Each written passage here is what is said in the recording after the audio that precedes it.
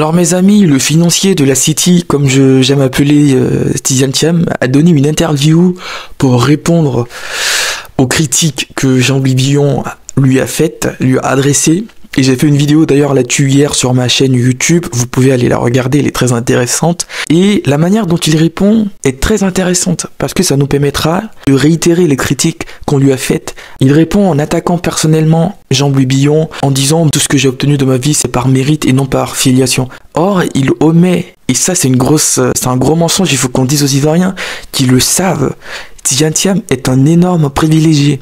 Il est arrivé là où il est, non pas seulement parce qu'il est intelligent, son intelligence est un fait, c'est acté. C'est une personne très brillante qui a représenté la Côte d'Ivoire dans les hautes instances. Mais aussi parce que il avait une famille bien lotie qui avait tous les contacts. Son père a quand même été, je crois, ministre de la communication au Sénégal.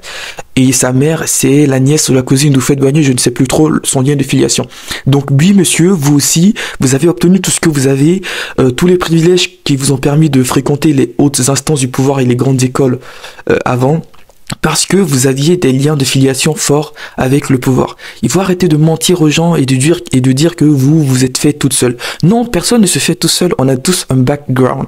Et vous, votre background d'avoir une famille bien placée, d'avoir une famille assez riche, le prouve. Regardez tous vos frères, ce qu'ils sont devenus. C'est des gens haut placés quand même.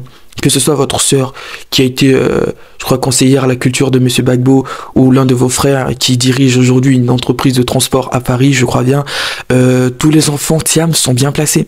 Alors, l'affiliation n'a pas rien à voir avec ce que vous êtes devenu. Votre mérite, je ne le dénie pas parce que il y a plein d'enfants de riches aujourd'hui qui font de la merde, qui sont pas non plus excellents dans la société. C'est pas pour autant que vous, Monsieur Thiam, avez bénéficié d'un système de cette classe qu'on dénonce, qui s'accapare les pouvoirs du peuple et dont le seul objectif est la reproduction et la conservation de ces privilèges de classe. Aussi simple que ça.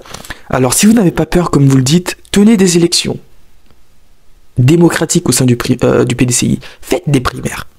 Et le meilleur gagnera. Mais des primaires transparentes, où tout le monde pourra se présenter. Parce que votre élection en tant que président du PDCI lors du congrès de 2023, de décembre 2023, a plus été un vote par défaut qu'un adoubement. Il n'y avait pas de grands candidats sérieux face à vous. Enfin, il n'y avait pas Billon, il n'y avait pas M. Gikawe, je crois. Il n'y avait pas les grosses têtes. Là, faites une primaire qui sera décisive. Ne dites pas que vous attendez que le RHDP désigne un candidat. Le RHDP de rien du tout. On sait tous que le RHDP, jusqu'à preuve du contraire, présentera Ouattara. Alors n'essayez pas de faire le naïf, n'essayez pas de fermer les yeux sur un fait qui est déjà acquis. On l'a vu avec la sortie d'Adjumani cette semaine, qui l'a quasiment confirmé et Ouattara sera candidat. Il n'y a plus d'illusions à se faire là-dessus. Dès maintenant, comme dirait M. Billon, avec qui je ne suis quasiment pas d'accord, mais je vais dans son sens concernant ce point, il faut que le PDCI se prépare. Moi, je m'en fous de qui sera au pouvoir, mais vraiment, tant que c'est une personne qui est contraire au RHDP. Que ce soit dans l'idéologie, dans la mentalité. Organisez-vous, faites des primaires et commencez à convaincre les Ivoiriens sur le terrain, parce que le RHDP, ils sont déjà là. Ils sont sur le terrain. C'est aujourd'hui la plus grosse force politique et ça pour moi c'est une aberration qu'un pouvoir qui a pillé les Ivoiriens et qui nous a dépouillés, qui a mené des politiques économiques, sociales brutales avec les déguerpissements par ailleurs. C'est un scandale que ce pouvoir puisse encore avoir le pouvoir en 2025. Donc il faut que vous arrêtiez, que vous sortiez de votre latence et de votre naïveté. Allez sur le terrain, allez convaincre les Ivoiriens. Le RHDP n'a rien à voir avec le fait qu'il n'y ait pas de convention. Il n'y a rien qui justifie qu'il n'y ait pas une convention à l'heure actuelle. Tous les partis quasiment ont déjà désigné un candidat pour l'élection. Alors, je ne sais pas ce que vous attendez. À moins que vous ne soyez une caution pour que le système Ouattara se reproduise. Moi, je l'ai dit dans une vidéo qui a fait près de 60 000 vues sur TikTok. Vous pouvez aller la voir sur ma page TikTok Vérité Masquée. Tidiane Thiam n'est en rien différent de Ouattara, c'est le même profil, le financier.